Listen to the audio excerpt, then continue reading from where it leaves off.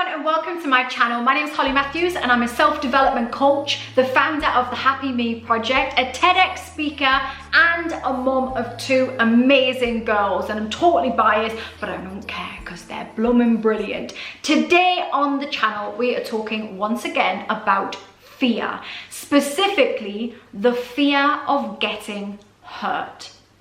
This is an interesting one because everyone's gonna relate. Everybody out there, every one of you that's watching this is going to be able to relate, and you've probably already just taken your mind back to a time when you got hurt, when you felt pain in some way. And most of those feelings of getting hurt stem around relationships, whether that be a romantic relationship or a friendship relationship. When we put ourselves out there, we're gonna get hurt at some point in our lives, and that's a challenging thing for us. Now, what can happen for some of you out there is that the first time this happens, you're going to be like, whoa, your world is going to be rocked, right? Just like everyone else out there, the first time it happens, it's a shock. Wow, people are mean, people are distrustful, bad things can happen, and we have all of these, like, it's a shock to our system, right? Because we don't know that's going to happen until it happens. And then it happens, and then our brains store that somewhere in a space of, well, we don't want to do that again because that didn't feel very good. And I'm not talking about physical hurt or pain, I'm talking about emotional hurt. And to be honest, I would say that for many of us, the physical pain we could deal with, I guess. I'm not saying always, but we could deal with that a lot easier than we can deal with the emotional pain. Emotional pain, it's hard, isn't it? It's a hard thing to be able to deal with. But once it happens, our brain puts it in a place and goes, I don't want to do that again because that didn't feel very good. And for some of you, you might find that going forward, you're quite guarded in relationships, that you hold yourself back. And you can let me know in the comments if this is you, that you hold yourself back. And perhaps there's been aspects of your personality that in certain relationships, friendship or romantic, you've been told weren't good enough, or they weren't, they weren't liked in some way. One person, two people have said this about you, and you've taken that on, and your brain's taken that on as, okay, well, maybe we shouldn't show that aspect of our personality because it's too much for some, it's too much, it's not right, it's weird, whatever, right? Insert your own thing. And then we then start to change that part of ourselves, and we don't do that thing, and we don't behave that way, and I guess we try to fit in and we try to adapt.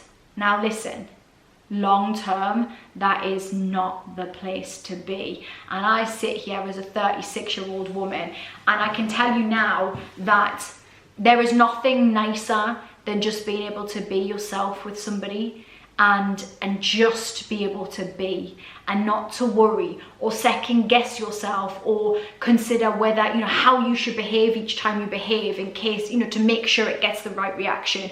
At 36, I couldn't give a flying fuck whether somebody thinks that I'm behaving in a way that is appropriate. Like, if that person, if you don't get me, you don't get me. The right people will get me, and I really feel that in my heart now. And I didn't feel that always, because when I was growing up, I had all the same fears and worries, and will they like me? Will I fit in? Will I be too much? Will I not be enough? All of those things.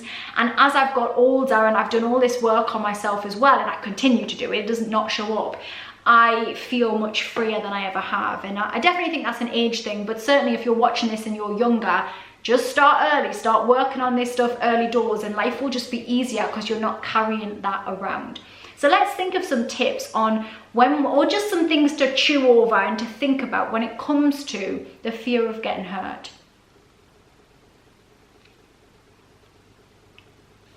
So number one, acceptance is key. You will get hurt. At some point in your life, you will be hurt. A friend will say the wrong thing and it will hurt your feelings.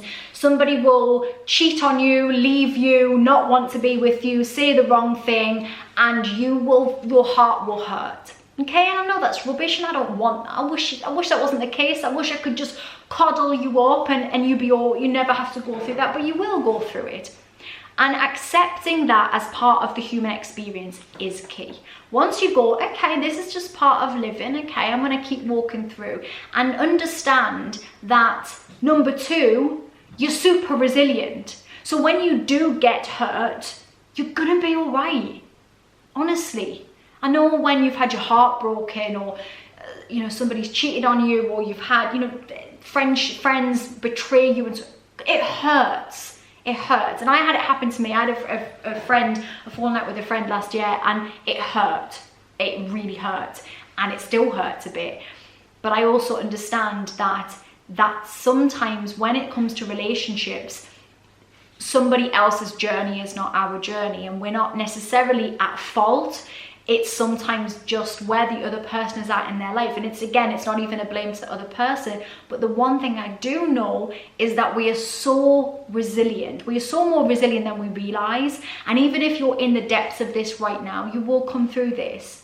Nobody ever died of hurt, that hurt. Nobody died. I'm not talking about physical stuff. Nobody died of a relationship breakup. It hurts, but no one died of that. You're going to walk through that, and you're going to come through the other side. Number 3.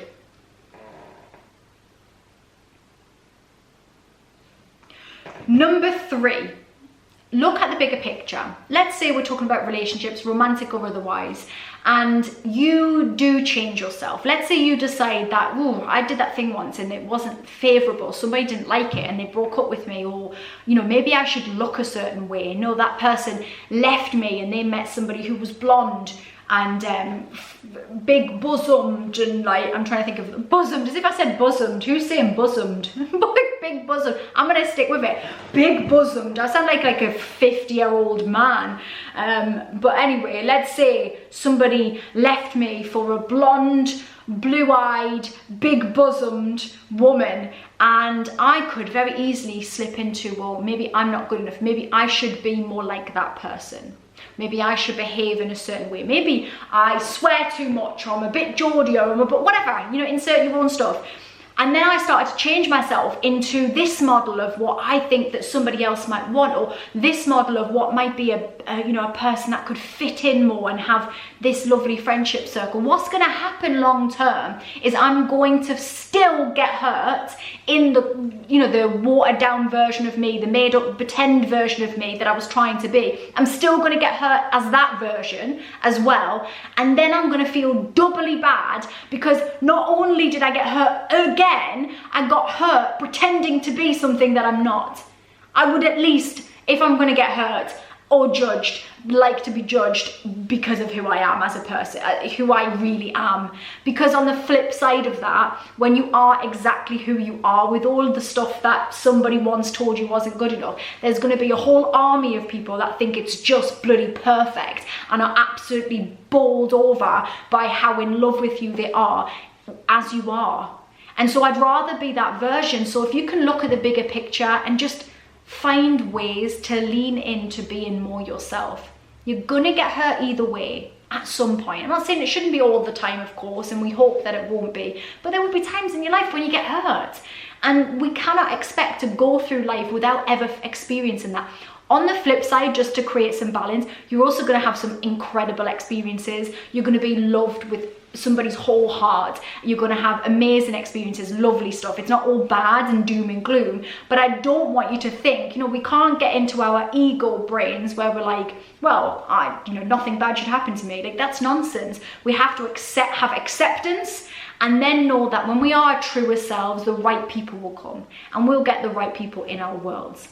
Lastly, on my list of things for you to think about in this topic is you gotta love yourself first, right? And I know that sounds a bit fluffy and a bit woo-woo and, oh my God, you just gotta love yourself. I get that, right? I'm not trying to do that. But you do have to start by caring about yourself and loving yourself in some way. You have to, because you're the consistent person in your life. Everybody else will come and go in reality. Whatever the reason for that, we don't necessarily get people throughout our whole lives.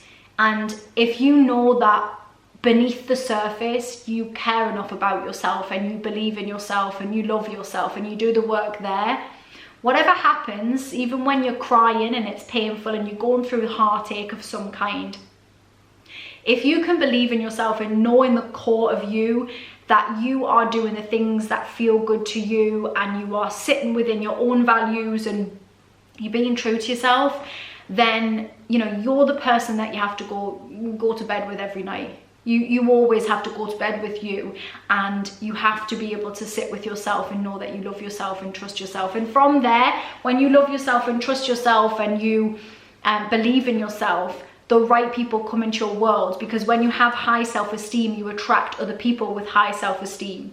It's just the way it is.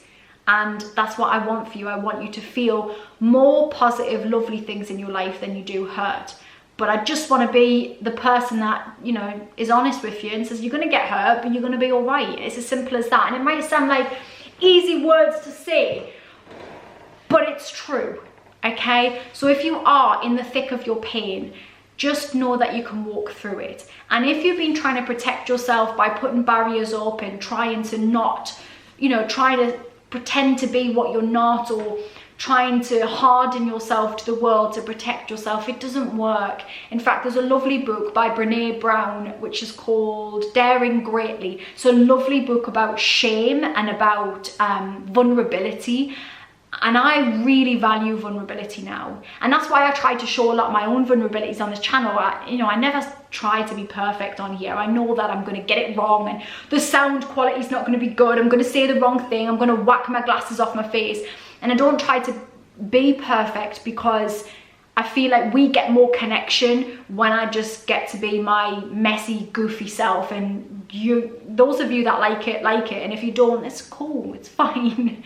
You just move on with your life and I will move on with mine, because at the core of me, I actually care about myself, and I know I'm doing my best, and I know that I'm all right.